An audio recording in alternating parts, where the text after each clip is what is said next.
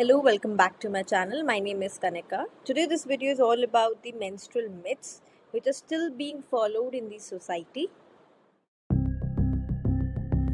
Let's understand the meaning of myth. Myth is a body of traditional stories which is associated with the early history of a particular culture. One of the psychological understanding of the myth is seen as the outward expression of the society's inner conflicts and desire. They represent the unconscious fears. So, myth existed in the society through the oral traditions. According to the Devdutt Patnaik, who is a very famous mythologist, myth is a cultural construct, a common understanding of the world that binds the communities and the individuals together, and the understanding may be religious or secular. Period myth violates the one's right to bodily integrity, health, equality, privacy, and freedom from the inhuman treatments. So, the first step in getting rid of the menstrual myth is to talk about them. And it's a very good idea to ask if there's any scientific basis for the same. Let's talk about myth number one. That is, it is often believed that the menstruating woman is impure, dirty, sick, or even cursed. But the fact is, periods are very natural, and the menstrual fluid consists of the blood and the tissue that is not being used by the body to nourish the baby in the womb. The second myth is that the menstruating woman should not take baths. And the fact is, it originated when the people used to take baths in the open, such as lakes and rivers. And at that point of time, the menstrual hygiene products, such as the menstrual cup and the tampons, were not present. But now, as we take bath in our own private spaces and a bathroom, it's a very good idea to take a shower to keep oneself clean and hygienic. So the third myth is that the menstruation leads to heavy blood loss, which can lead to anemia. Now, the fact is, menstruation does not cause iron deficiency, and the blood loss is not at all more than 80 ml, which is around 3 tablespoons. And if it's more than that, do take a consultation. The fourth myth is that basil, which is considered as a holy plant in India, if touched by menstruating women, it will die immediately.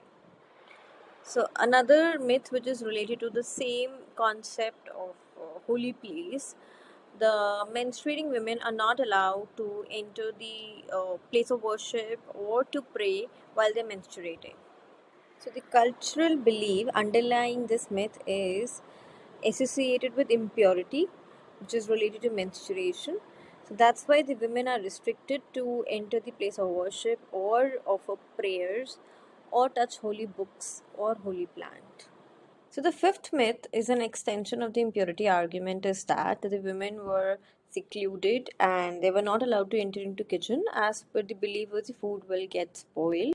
The fact is that the ancestors created such norms so that the women could get the maximum rest during the period cycle. For Further, the women were secluded so that they can access to the hygienic infrastructure so that the infections could be avoided, which was a rarity in those times. But in today's time, when the medical technology is so much advanced and also we have access to so many menstrual products to choose from, this norm is not anymore required to be followed. I also came across the exception in the myth which is followed in the tribal custom, that is, it is also believed that a woman on her period is a regeneration, that is, if she touches a plant it will bloom and grow better. The sixth myth is that one should not exercise being on period, while the fact is the exercise helps in combating the period cramps, it helps in regulating the sleep and the PMS symptoms. Next myth is only women have menstrual cycle. Fact is not every women have a menstrual cycle. Also not every female who gets menstrual cycle recognize themselves as women. As we know that the gender binary is a social construct. Thank you everyone for listening out there, and do share this video with the people you feel would understand that there's no scientific basis for still following such taboos. Also, I'm aware that I have followed all the major taboos, but still many more things are left out and being followed in our society. So I would request, if anyone comes across any other different taboo which is not being covered in the video and still being followed and have no scientific basis, do comment below.